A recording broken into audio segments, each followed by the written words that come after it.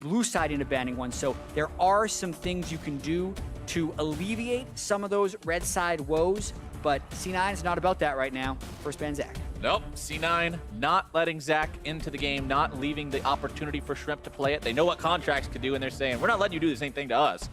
While the mid lane bans keep on coming for Dignitas.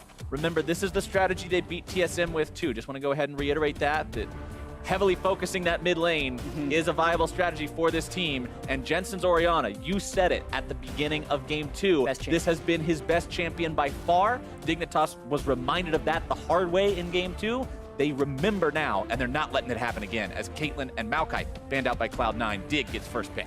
Yeah, and it's probably going to be to this Kalista since the Caitlyn is banned out, and the Kalista now doesn't necessarily have strong lane counters. A lot of AD carry bans were thrown at Altec last game. It was fairly successful. They cannot do it this game because they opt for the jungle bans. But interestingly, Elise is left up, and that's usually a jungle ban that we just kind of stopped talking about because it had been so reliably banned away. It means C9 gets this essentially for a Caitlyn trait, which is what I'd like to see. Look at Altec's Kalista numbers compared to the normal Kalista play. Those are all incredibly impressive. They're pretty good, I would say. He has been dominating on that champion, especially because they would technically be able to put it with Thresh, which is why I think C9 will pick Thresh here. At least Thresh sets up a beautiful pick composition. Contracts isn't fooling anybody with that. We know you already picked your jungler. Ooh, if they give over Kalista Thresh, that is bold. Ooh, Dignitas maybe thinking of giving Contracts a dose of his own medicine here. Nope. Nope. Yeah, I mean... Yep. Just because he's hovering in Captain Flowers. No, we're going to get excited. Nope. We're going to get excited. Maybe? Nope. Maybe? Nope. Nope. No new Thresh. I should have listened to you. I'm sorry. You were right. I was wrong.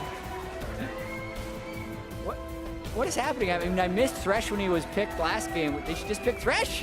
Where's the Thresh? Kalista Thresh, man. Oh, Cassiopeia. Okay. Getting in the mid lane. Getting in the mid lane before more bans come through. Both teams have been so focused on that mid lane before. You can understand it, but watching Thresh go this far is a real surprise.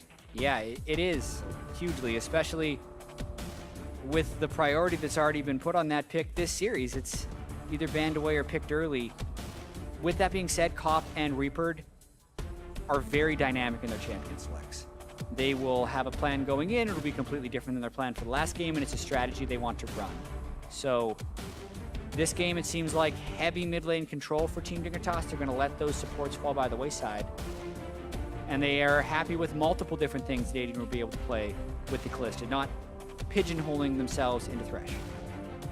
I've talked to Cop in the past about the kind of preparation he does before these games and sort of his look into drafting and pick and ban, and he comes up with so many different hypothetical situations. Well, if they pick this, what would we pick? Or what if the bans were like this? And he just covers so many of his bases, making sure that he's got a plan no matter what situation might come up. It's very interesting just to see the amount of dedication and work they put into these processes, as Alistair and Renekton are banned away at the start of the second banning phase. Bit of a shift from what we've seen before. Yeah, Adrian's Alistair was quite good in game 1, so I can see wanting to ban that away. Especially since C9 technically can have first choice of a top laner or support in the second round of the draft phase. It's also why I feel like Team Dignitas is banning away the likes of Renekton, strong blind pick champions. Gnar also out of there, another strong blind pick top laner that does a lot against a lot of things. Yeah, top lane ban focus for sure. That impact right here. Now the choice is, does C9 want to counterpick the bottom lane with the support pick or the top lane? Because at least Kalista versus Trist, that lane can be dictated by the support choices. So fifth picking a support is a viable option. Cloud9 goes ahead, locks in Jarvan there for the top lane. We've seen a lot of him lately. He's very strong. You go for the Titanic Hydra, the Black Cleaver, the Stone Plate, that staple build these days that gives him a lot of damage threat. He's a burster onto a carry, and then he immediately just becomes super hard to kill once he's there in that Cataclysm pit. Yeah, and we're going to get to see if somebody thought that Cho'Gath was a worthy option last game. Nope. He says no. Apparently not. Did not enjoy that last time around, so he'll play the Shen this time. Look to help out his team that much more. My. Now this could be interesting. Adrian was the classic Soraka player. Come on, follow your heart. Yes, Ancient Coin is really good. Or Thresh. Thresh Kalista is also insane. Yeah. All right. Thresh made it all the way to 9th pick in the draft. Yeah, that's weird. That's a good word for it, Jet. It's a little bit of a weird conundrum that we Just found. putting priority on different things, and then they go to counterpick with the Taric one more time, although this isn't Taric with Wall of Tanks, so not quite as effective. None of Dignitas' damage is bursted, so I don't see the pick having as much value here, but I do think Taric is just really, really strong right now, and Smoothie was probably the best Taric in the LCS. He was one of the only people to play it in the spring split, so it makes sense that C9 can go back to it here. Dignitas has quite a lot of damage behind this front line that they've mustered up for themselves. You've got a Shen and a Thresh to peel people away. Nunu can create this absolute zone of control with his ultimate, as well as make sure that Altec is doing that much more damage with the Blood Boil, just like we saw him doing to that Trist in Game 1. Yeah, contract is Elise into Shrimp's Nunu. Elise is a really dangerous champion to counter jungle. Insane power at level 3, not to mention a stun. So I wonder if Shrimp will have to play more defensively, especially around that top lane Shen. Nunu Shen, not exactly something that creates offensive plays against Jarvan Elise. Contracts found a lot of success playing around topside last game. See if they can do it again. I mean, if Elise decides to camp a bush because she knows Nunu's going to be walking into her jungle around that area, she's level 3 and Nunu face checks her unknowingly, You can kill the Nunu. yeah, you can completely punish him and shut him down. And then, as a counter jungler, once you fall behind like that, you can't go back in the jungle anymore. Your entire game plan's shut down. So Shrimp will have to really consider his choices this game. Have good judgment on when to go in and when to play back a little bit. They just do a dab line? They did a dab line. Today, this is going to be a good game. That's a good omen, I think.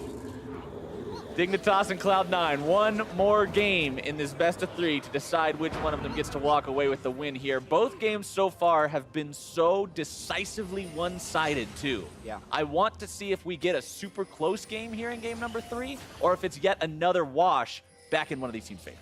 Yeah, we can get to see if C9 bounces back from their 0-2 week with a 2-0 week. Also get to see if Team Dignitas can complete the trifecta of wins against the old guard of NA, TSM, COG, already fallen to Team Dignitas. They want to put C9 on their list. I mean, we call them the old guard, but they're still the new guard, too. TSM and Cloud9. Dignitas has the task this week of playing against the #1 and #2 teams from Spring, and could potentially beat them both. Yeah. That's pretty ferocious heading towards the end of the split. It's the toughest part of their schedule. And they've been showing up so far, really making that late playoff surge. And so much of it has been with Shrimp on Nunu. So I want to track how good their team fighting is. I think Cassiopeia is also one of Keen's specialties. A very good team fighting with that. Altec, as we mentioned, has been dominant on Kalista. So they do have them on champions that they can succeed with.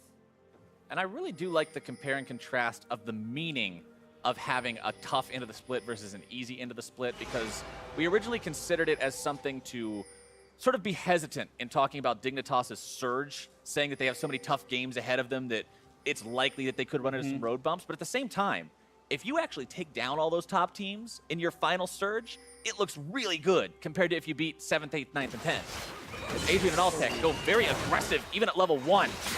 Altec finding some good damage onto Sneaky there as the explosive charge detonates and equalizes it a little bit. Yeah. 100 damage.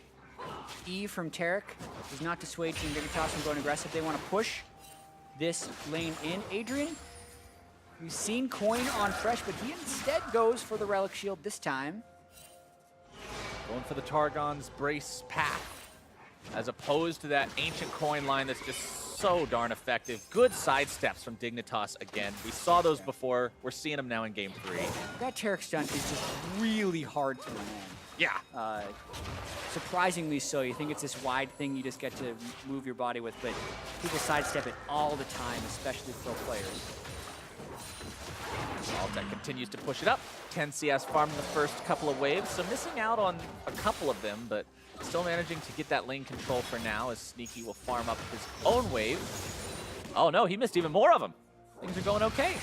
Altec and Adrian.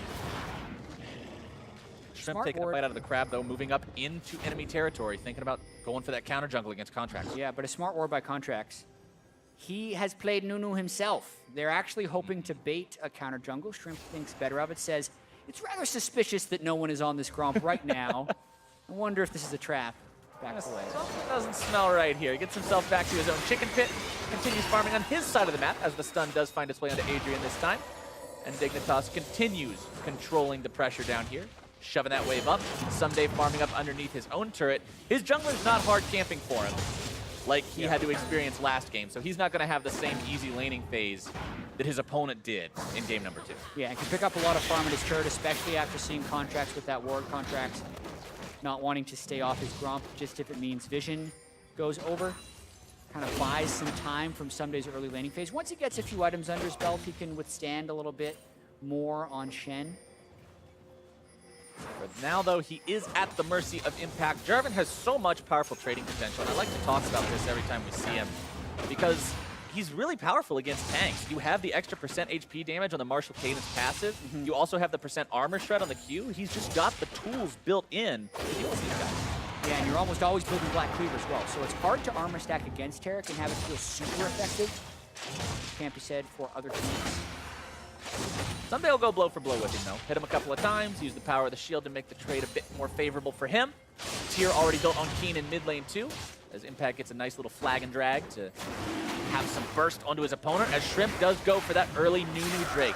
We saw this foiled by Cloud9 in game number 1. Jensen's on to the tricks, though. He does not want an early Ocean Drake going over. Cloud9 is going to stop him. Dark Passage to pull Shrimp to safety. Good job by Cloud9 shutting that down, but now can they find the Drake themselves? Contracts has moved his way over here. Cloud9 going for the flash engage. Cocoon not finding its target, though. Contract's still on this Drake. Shrimp gonna be brought low, goes in, secures the Drake, but barely. As Contracts drops for first blood, it's jungler for jungler. Dignitas guiding themselves back as Sneaky goes in, played backwards, and drops. Jensen trying to finish Altec off and does do so. Someday now the next to fall. A double kill for Impact as Smoothie goes over the wall, staying alive. Keen slithers to safety, Noxious Blast keeping himself sped up as Impact makes his way further forward, and Keen drops. 4 for 2, Cloud9. 4 kills, plus 2 kills for C9 at the cost of the Ocean Drake. Love the presence of mind for C9 to roam down here, knowing that Shrimp always goes for that early Drake on Nunu. Scouting report holds true. I also know how much Jensen hates landing against early Ocean Drake, so he was first on that roam, making sure it doesn't come down. But then, 35 health. Shrimp gets it with an auto attack, and then gets first blood on a contract. That tilts the gold a little bit, and then Impact was much stronger than Someday when he teleported in, so he is the stronger person here. The chases for kills down the stretch. Keen probably could have disengaged. Wants Smoothie. Smoothie baiting with the flash. Gets the ward out. Sets up that kill for Impact and Jensen. Nicely played down the stretch. Accuracy from Impact's EQ.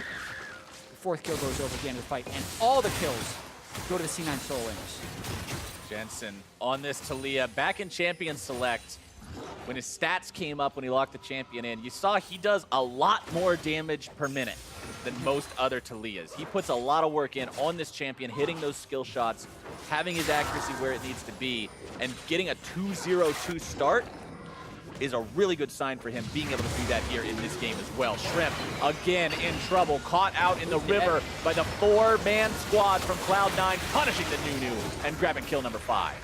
Using that Elise to help them get picks. Also, Shrimp really had no reason to be controlling the Scuttle Crab right there. They're not setting up a Drake. They're not setting up a blue buff invade.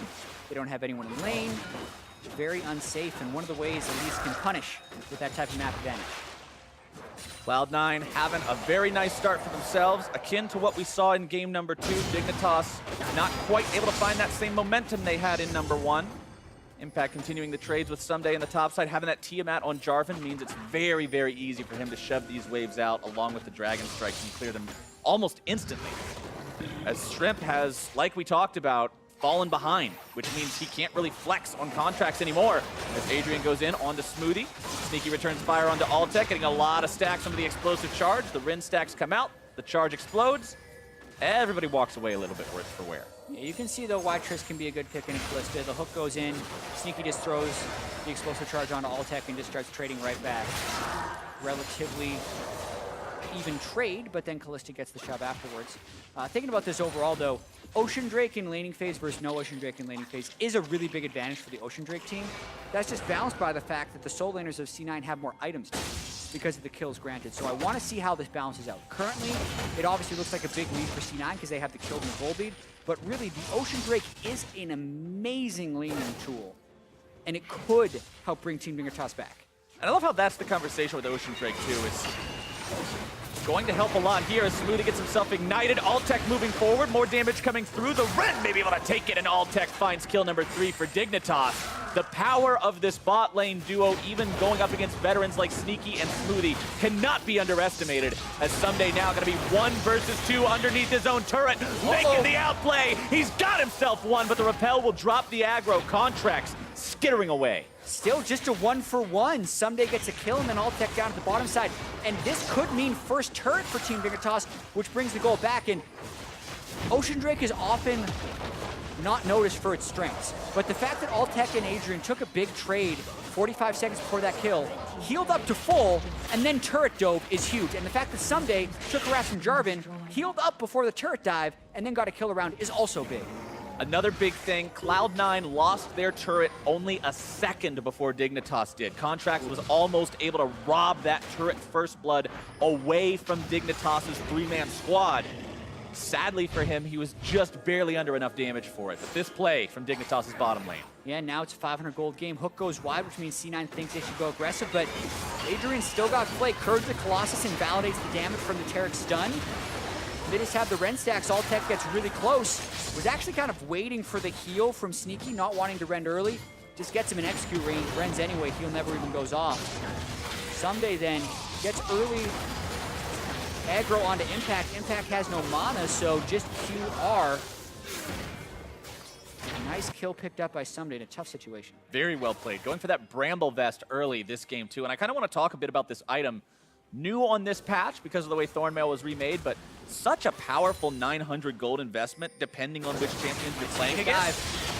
As Shrimp gets himself caught out and beaten up again, but flashing away, he stays alive. Stand United doing the job to keep him there as the taunt comes through and Dignitas makes the play. Shen ultimate, absolutely saving the day, and the gold is now even from 1500 back. And just for that Bramble Vest, I think it can be an item on Shen. Other champions need a lot of help, whether it be mana or sustain, but Shen against Jarvan can definitely return a decent amount of damage on that one. Jarvan not necessarily a huge sustainer though, so I think pretty good against Jarvan. I don't think it gives him an advantage in that lane. Also nice for pushing waves out too, since little minions will hurt themselves by auto-attacking it. Yeah, sort of like a mini Bombi Cinder. Dignitas going for Ocean Drake number 2. If 1 stack of regeneration was good, 2 has got to be better. Lots of Ren. Pretty low though. Due to consume, ready to go as well. Will they go for it? No, they won't. The steal from Impact. And that was a situation where they ran out of time. They wanted to get it to a health threshold where they could execute it, but Shrimp was dying. They wanted to finish that Drake and get out of there, so they stop about 50 damage short. Oh. Prevent their Drake stacking from getting too out of control. C9, big steal. Absolutely huge to equal that out. Tragedy for Dignitas. A lot of Ren spears. Smite up on Shrimp. Let's see what goes wrong here. Just smites hit, and it goes down incredibly low. Ooh, Altec not able to sidestep the stun that time. And Sneaky capitalizes, grabbing a kill for himself. Him and Smoothie now pushing up onto this tier 1. Now they get the Ocean Drake 2 for some of the regen. Dig moving for defense. They are here within Elise though. It's a lot of tankiness to try and take down. That turret should be fine. Yeah, diving onto these 2 would be very, very difficult. Next Drake's going to be Ocean as well. So all 3 Oceans coming out at the start of game number 3 here as Keen could be in some danger. Contracts coming in from the side. Wants to set this one up. Twin Fang comes down. Keen sidestepping away from the cocoon that almost kills Contracts, but instead he repels out at the edge of the range. Keen forced to flash as the stun is channeled by Smoothie. Mid-turret been under a lot of fire. Dive tried 3 minutes ago. Dive attempted again. We're only 12 minutes into the game, so Jets at a 3-on-3, constantly shoving up, wanting to put Keen into an insurmountable hole. Sneaky backing up, but he's backing on a ward. Adrian firing off the death sentence, but this is pro play. This isn't solo queue. You're probably not going to be caught shopping when you're backing away. Players generally like to pay attention to things like that. Sneaky makes an easy getaway from that attempt by Adrian. Red buff spawning in Contract's jungle. This is what we mentioned earlier too, hanging around, making sure Nunu's not waiting right there on spawn. Yeah. But I don't think Shrimp's really thinking about invading Contracts anymore right now. He's so so punished this game. Yeah, this is a game where C9 has been much more ready for Nunu. They have forced really hard when Shrimp goes for objectives and made both of the Drakes really a toss-up because Shrimp has consumed smoke early both times, actually. It's just one time he got the auto attack kill. The second time it was C9 that got the auto attack kill because his life has been under duress while sitting at those objectives. So really over-forcing and C9 punishing well.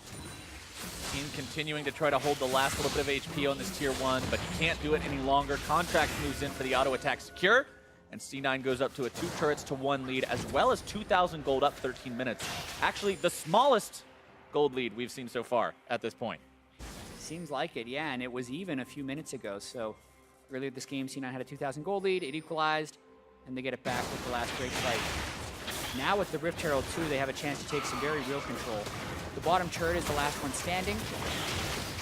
Unless we see Dig fight here, they do have Sunday's ultimate. They could try and force. Cassiopeia's a little bit far behind. It's a 5-man squad from Cloud9 though. Dignitas would really, really be ballsy to try to steal that one away. Yeah, and they're probably trying to calm down a little bit after overforcing. They still need Blade of the Ruin King on Altec. Want to scale up just a little bit. They can get a Knight's Vow on Shrimp's Nunu as well, because they do really want to play around this Callista. King going Abyssal Mask Cassiopeia again. He did this yesterday as well. Prevents him from getting bursted out by Talia and allows him to play a little more frontline. Trying to make 2 durable damage dealers. And it work for them. Trying to get in there on top of Someday, who saves the flash to get out of the Cataclysm. Preventing Impact and Jensen from finding what they're looking for. Good sidestep away from the seismic shove as well. Jensen and Impact still trying to take this one, but Impact cannot tank the turret any longer. But they can Rift Herald now, because they picked it up on a Contracts and they know they harassed him down, so they can get that turret for free if they want. Contracts chases in for a kill. Powerham might just drop the Rift Herald right then and there and have it charge the other way. Dignitas, though, realizes there's a lot of bodies bottom side for Cloud9. They answer with a turret pickup of their own in the top side, catching up in some of that global gold. And here it comes. You can drop it behind the turret. It'll still charge. All right, Shelly, get in there. Okay, claws in the ground, and kapow! Now Impact can walk in and finish off that turret, but there is a push going on the other side. So Team Dignitas doing a lot to try and equalize this. Yeah, Dignitas already has that top lane tier 2 down to about 1/3 HP, but they will lose their bottom lane tier 1. Sunday's there to beat the Rift Herald up a little bit, stop it from getting anything else. You shouldn't have too difficult of a time doing that. Goes for the taunt, and the smack in the back of the head. Yeah, game's still pretty close. Someday holding his ultimate would love to hit level 11 before he has to use it again. Considering it's on a 200-second rank 1 cooldown. That's a very, very long time. When you think about most ultimates being on 120 seconds at most around rank 1, 200. Like 3 minutes and 20 seconds. Yeah, that's a long time to wait in between those standing unites. It's pretty much another summoner spell as opposed to an ultimate. Pretty much. But that's the hand he's been dealt picking this champion. It's so very effective. You just have to make sure everyone counts with a cooldown like that. Yeah, items have been completed across the board, though, as Ocean Drake spawns in 25 seconds, setting up a battleground. Knight's Vow, Blade of the Ruin King, Abyssal Mask, you got Infinity Edge on Sneaky, Black Cleaver on Impact. I think we're in for another fight, because I expect Team Dignitas to at least be looking at this spot. You can't just yield these neutral objectives if you draft a Nunu either. It feels so bad, like you're just throwing away the advantages of the champion you drafted. Dark Passage thrown down in case Altec gets in some trouble. Dignitas moving into the area. Wants to go for this one. Someday under continuous pressure from Impact, who maintains the advantage in that 1v1. Yeah, Someday hit level 11, but he did take about half of his health in harass from Impact, which again should actually dissuade Team Dignitas from forcing. Dig still hanging around for now. Wants to react to what Cloud9's doing, not force the issue themselves. Like you said, Knight's Vow up on Shrimp. I'm trying to see who he's got that connected to. Looks like Altec. Yeah, there it is. Yep. Arrow's pointing at him. Altec's got that extra protection, as well as being able to heal Shrimp up with his own damage. Impact over the wall. Shrimp loses 1/3 of his HP to the basic Elise combo. And here they go. Where's Impact the Shenel? goes in. Cosmic Radiance comes down. Impact going to be losing some HP. The Miasma is thrown. Prevents the further aggression from C9, but the Petrifying Gaze will stop them now. Adrian trying to get more damage down in here. Block these guys off as Dignitas kites themselves backwards. Jensen on the offensive with the threaded volleys, continuing to chase Dignitas away. 3 members half dead. Someday, the only one with a decent health pool. Impact almost fell there, but the Cosmic Radiance being channeled at the start of the fight was perfect for absorbing the front end. Yeah, and Someday didn't ult Shrimp. He ulted someone else in that fight. We'll have to see it on the replay. Cosmic Radiance as well allowed C9 to dive with impunity into the absolute zero and invalidate that damage, but questionable ult usage there by Someday as they were kind of expecting him to come into the fight. Now Someday starts up the fight onto Sneaky, but Sneaky's got backup and Someday is gone. C9 quickly taking control of this game. Altec had to flash away from that seismic shove from Jensen. C9 starting to turn it on. This is the Cloud9 from Game 2, and unfortunately for Dignitas, it's looking like the Dignitas from Game 2. They haven't been able to find their footing. Shrimp has been getting abused. They can't secure these fights in a way that's beneficial to them, and Cloud9 is just playing their game. The reason you draft the Taric is to be able to initiate like that. The reason you've got the Jarvan is to go in like that, and they're doing it right. They're doing it on their terms. Yeah, controlled around here. Shrimp goes low, and then Shen ults in on Keen, who's full health anyway. Shrimp goes down. Altec also ended up stacking up Impact since he was the one who was in. Doesn't get the kill with the Ren. The rest of C9 just gets to chase cleanly through with no Nunu to stop them on the way past. And the death sentence hit a Spiderling. That's one of the annoying parts about Elise for some of these hook-style champions or even just normal skill shots. Sometimes they find themselves getting stuck on those baby spiders instead of finding their way onto a real valuable target. Shrimp only just now hitting level 10 as Contracts is already level 11. Real advantage in the jungle for Cloud9. Yeah, I mean, they could consider starting to threaten Baron around 20 minutes, but much like the problem was against Cho'Gath last game, against Nunu, the chance of a steal is even greater, so you need full control in order to try one of those objectives. And there's still no completed items for Someday, by the way. He's got a lot of different pieces and parts, but it's still just like a level 2 garage sale. You've got a Tiamat, you've got a Giant's Belt, you got a Warden's Mail, you got a Bramble Vest, but none of those are a big item like a Black Cleaver that you see on Impact. No Hydra, no Randwinds. He's just kind of getting pushed around by Impact. And Impact with a 50 CS lead too has just been playing really well, especially for a guy that's received criticism this split. We talked about both Cloud9 top laners kind of struggling to find themselves in a spot where they're at their best, but Impact has been showcasing a very solid game of League of Legends this time. Yeah. Shrimp and the rest of Dig are just completely on the back foot again, trying to find some way back into this one, some chance for Cloud9 to make a misstep that they can punish, and Cloud9 is making that step towards Baron. Whether or not it's a misstep will be theirs to judge, as Dignitas not moving towards this with any speed at all. Cloud9 already has it below 1/3. Jensen drops the ball to cut them off, and Cloud9 makes the Baron call 21 minutes in. Total success. Very nicely done. Took them 36 minutes last game with a bigger lead, but this time they had division control tools, and they may as well try and fight if they can get it. Impact couldn't close the distance, though. Didn't have flash, so couldn't get in range for the Cataclysm. But a Baroned up Cloud9 at 21 minutes now pushes down the mid lane to tackle these tier 2s.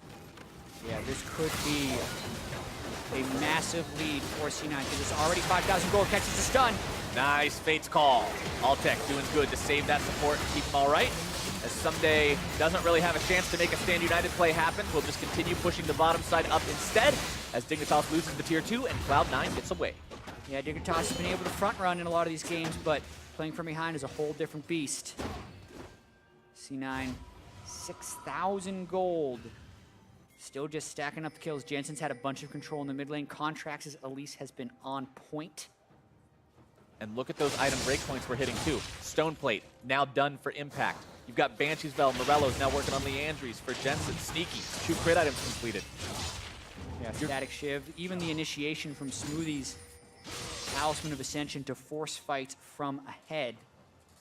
You wonder if they're going to dive to try and extend this lead. It is difficult to dive, Kalista, Cassiopeia, Nunu, but it is what could be necessary to break this game even more wide open. It's difficult, but it is made easier by a Stoneplate and a Taric ultimate, which provides you a lot more durability than you would have in a normal situation. Cloud9 needs to make something of this Baron. We talked last game about how it seemed like they weren't able to finish nearly as quickly as Dignitas could. We talked about their hesitation around the Baron itself. It just seemed very slow going. A lot of times we judge League of Legends teams by not only their ability to win, but their ability to win decisively and quickly once they have a lead. And that's what we want to see from Cloud9 here. If this team really does want to say, hey, it's been a rough middle of the split, but we're still a top contender. This win would move them to 8 on the split, tying Team Dignitas, who has been surging lately, but it would end their streak as well. Team Dignitas still trying to build up to that team fight power. Nice foul lock. That's a big hook. Oh, that's a really big hook on the sneaky. Cosmic Radiance used. They get that big Taric ultimate out, and now can they re-engage and make this fight happen the way they want? Weaver's Wall to keep Keen from joining the fight. The damage comes through. Shrimp nearly going to be killed, but instead the shutdown out onto Contracts. Impact going in, the tier 2 still alive. Sunday's got the counterattack taunt. Smoothie coming forward with the stun as Cloud9 now on the retreat. There comes Adrian looking to make the play, but the Cataclysm comes down and Impact cannot survive longer. Dignitas pulls back. The death sentence won't find Jensen, who grabs the rampage onto Adrian. Flashing forward, Joey once more. Jensen trying to take this fight even further, grabs the double kill onto Keen, looking to make a triple into Shrimp. Now the triple comes through and 4 die on Dignitas. Cloud9 makes that fight work. Massive cleanup by the backline of C9. Jensen and Sneaky cleaning up after that one because it looked bad to start. Sneaky got hooked. It burned the Taric ultimate. That's the safety net C9 has for their dives. And Dig looked like they may turn around the game on that moment, but Jensen was untouched the whole time, and Sneaky stayed alive. Now Someday tries to defend, but 1 man against 3. He'll hold it for now. Cloud9 has got to be pleased with the way they managed to play that towards the back end. Such a good job. Let's take another look at it. Yeah, you got to be able to adapt in the heat of the moment. That hook lands. Sneaky saved by the Cosmic Radiance, but he's at half health. So you got to wonder, what do they do? But remember, that Weaver's Wall did cut them off. Altec and Shrimp were cornered. Huge damage on both of them. That means Shenol down on Shrimp. That means nothing left for Altec, nothing left for Keen. They're both pretty low here. And at this point, you're thinking, okay, maybe it's over. Impact and C9 make the call to turn. 4-man Cataclysm. Altec has to jump out of it. And then Jensen and Sneaky just chase through. The aggression here from Jensen. Flashing forward, getting new work ground, finishing Keen. Smoothie chaining the stun onto Shrimp. That's the type of aggression you want to see out of C9. Even Sneaky rocking, jumping forward at the end, leaving himself with a sliver of health. You got to be able to make those calls and take those risks to close out games with the small leads turning them into big ones. And the lead continues to grow because as we were watching the replay, the Infernal Drake was taken by Cloud9. The next Infernal is going to be spawning if the game goes on for another 6 minutes. So they've got bonus damage. Weaver's Wall comes in. Adrian getting himself knocked up into the air, but still not caught on the wrong side of the wall. Dignitas, life gets harder and harder as they're now down over 10,000 gold. 3,400 of that coming from Cloud9's Baron power play. Taking it that early made it very, very effective. Yeah. For getting that job done. Big improvement of their negative Baron power play in game 2. Yeah, 3,400, negative 600. Yeah, same difference. Yeah, we mentioned Jensen. 604 completed Leandry's working on Void Staff. Yes, Someday did complete an item, but it's just a Randwins. That's not the type of item you think, I got this now. Now we'll... Oh yeah, this is the change. This is where everything shifts, but Gargoyle's Stoneplate will be his next item, it looks like, so... Trying to make sure he can soak all that damage in the middle of the fight, but there is so much of it now, Jat. 2 Leandry's Torments. Armor penetration done for Sneaky's Tristana, realizing he's having to put so much of his time into auto-attacking the Nunu and the Shen and the Thresh. Wants to make that effective. Which makes a lot of sense, honestly. If you got to hang back like that and just go front to back in the team fights, then that armor penetration is worth prioritizing over getting that second crit item, over going for the rapid fire cannon. Yeah, it is. You need to be able to get through the Nunu and the Shen. And for Team Dignitas, even in Game 1 when they won in 22 minutes, they have been drafting themselves into these types of team compositions with double to triple frontline and Keen and Altec doing almost all of the damage, which can look really good when you are ahead, but when you are behind puts you in very difficult situations. So they've even gone a defensive item with Abyssal Mask on Cassiopeia, and Callista's not the hyper carry type of AD. So no. Now, it's really hard for them to kill Smoothie and Impact. Even though those aren't super strong frontliners, it's just Dig doesn't have that much damage. So going to be hard for them to make this comeback based on their low damage team composition. And again, that's the fault of going for these 3-tank heavy frontline comps. They're really good if you get ahead, but once you fall behind, team fighting can become rather difficult. Punishes become harder to accomplish. And Dignitas struggles to find that footing still as Baron spawns in the next 5 seconds. Cloud9 goes for it, and Dig has to make some kind of a contest here, because if they don't, I mean, how do you even win if Cloud9 gets the second Baron for free? Yeah, exactly. And they're going to be able to push pretty strong with that. Plus, C9 is winning the Drake game after some of the things that happened earlier, and they're just looking for that one pick. Contracts found the winning initiations last game on Zach. That's not the man you want to hook. Not at all.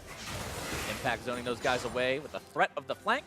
Contracts doesn't get a cocoon onto anybody, but it's still enough to make Dig regroup and rethink. Yeah, plus the danger here is if C9 ever does get a jump on the Baron, uh-oh, they have the Weaver's Wall as well to turn it into more. Here we go. Adrian caught out, saved by the Fate's Call. Impact going for that stone plate so we can get in the middle of the fight. As soon as it wears off, Cosmic Radiance comes in, protects him from Keen's Twin Fangs. Cloud9 forces out a couple of defensive tools from Dignitas. Burns Adrian very, very low, but doesn't quite find a kill. Yeah, C9 not going to be too happy about that one. Burning Taric ultimate and Jarvan ultimate for Kalista and Thresh. But they still have vision control. Now they go on Sunday. Oh, now the fight breaks out, and Sunday is gone. That did not look like a tank to me, Jat. Yeah, going to be happy about that one, though. Full retreat from Dignitas as the Weaver's Wall is used. The pings come out from Cloud9 onto the Baron, and that is the call. But remember, as long as Nunu's alive, they've always got to double think about that one. Yeah, well, this is why they're two-manning the Baron with full vision of the Nunu. So Contracts and Sneaky can burn this down, and the rest of C9 is going to peel away. I like this play a lot. Very, very good control and understanding of the situation. Cloud9 playing smart, playing strong, and playing to win this game here very, very soon. 12,000 gold ahead. Another Baron under the belts. 15-7. They all regroup. They shop together. Jensen's not waiting around for an extra wave this time.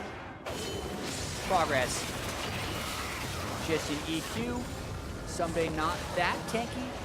So he goes down pretty quick, and C9 now with the 10,000 gold lead. We're in the second Baron buff. Second Infernal Drake on the way if they just want to be patient, but probably going to look to break the inhibitor line.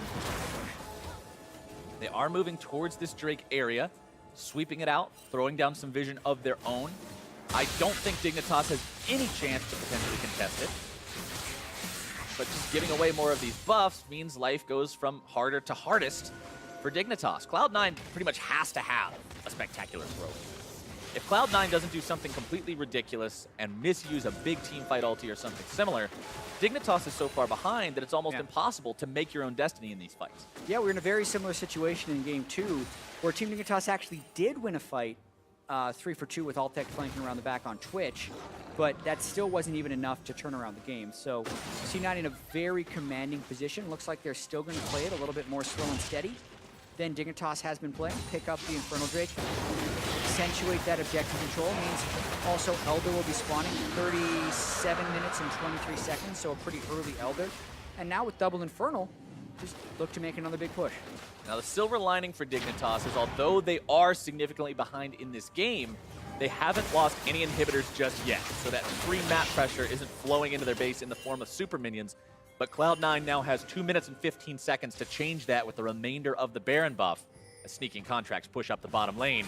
The Weaver's Wall is fired off, and this objective is not long for this world. Taken down in a couple of seconds as the inhibitor now finds itself the target of C9 aggression.